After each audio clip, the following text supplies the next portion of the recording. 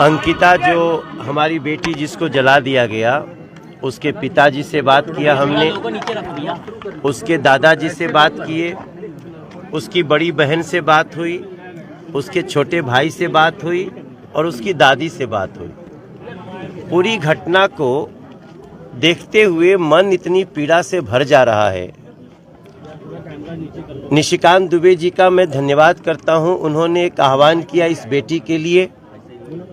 कपिल मिश्रा और सभी साथी इसमें लगे और हम एक 28 लाख रुपए की त्वरित सहायता इस परिवार को कर पाए हैं। लेकिन ये पूरी बात सुनने के बाद ऐसा लग रहा है सिर्फ अंकिता की ही नृशंस हत्या नहीं हुई है, बल्कि यहाँ पे मानवता की भी हत्या हुई है और हो रही है, हर पल हो रही है।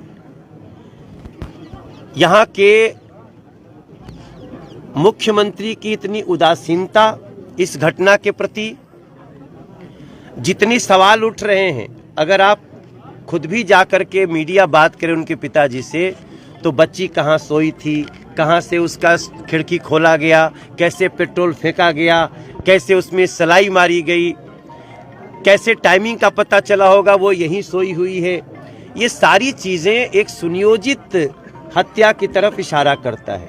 और मैं बड़ा हैरान हूं कि झारखंड की सरकार का कोई चुना हुआ नुमाइंदा अभी तक यहां आया नहीं।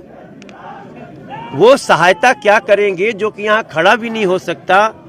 तो मैं समझता हूं ये इस घटना में कड़ी जांच होनी चाहिए और दोषियों को ऐसी सजा होनी चाहिए जिससे ऐसा अपराध करने वाले लोगों की रूह कांपे। और निश्चित रूप से एक सवाल उठ रहा है कि जिसने ऐसा कांड किया है, जो इसका नाम शाहरुख है, उसके सारे रिलेशंस को जांच में लाना ही चाहिए। निशिकांत दुबे जी का, कपिल मिश्रा जी का जो इशारा है, मुझे लगता है वो बहुत गंभीर है। ये घटना जरूर दुमका के एक छोटे से मोहल्ले में हुई है, लेकिन इसके तार बहुत लंबे दिख रहे हैं और आने वाले समय के लिए बहुत बड़ा थ्रेट है इस तरह की घटनाएं। तो हम तो इतनी दूर से दिल्ली से चल के यहाँ निशिकांत दुबे जी के साथ आए हैं। हमें पता चला, लुइस मरांडी जी यहाँ शुरू से वो बता रहे हैं, यहाँ के जो बीजेपी के लीडर्स हैं वो आकर के सांत्वना भी में भी खड़े हैं और साथ में हर लीगल लड़ाई लड़ने को खड़े हैं। लेकिन इसके बावजूद मुख्यमंत्री या उनके किसी प्रतिनिधि का, चुने हुए प्रतिनिधि का ना आना एक बड़ा इशारा करता है। जब मैं बात कर रहा था और उसके पिताजी ने बोला, मेरा कलेजा फट गया है सर। वो कहते हैं मैं अपनी अंकिता को डोली में बिठा के विदा करने वाला था। जिस बच्ची को डोली में बिठा कर विदा करना था, उसको अपनी आंखों के सामने जलता हुआ और मरता हुआ देखा। क्या इसकी गंभीरता को ये यहाँ की जो बेदर्द सरकार है समझ सकती है?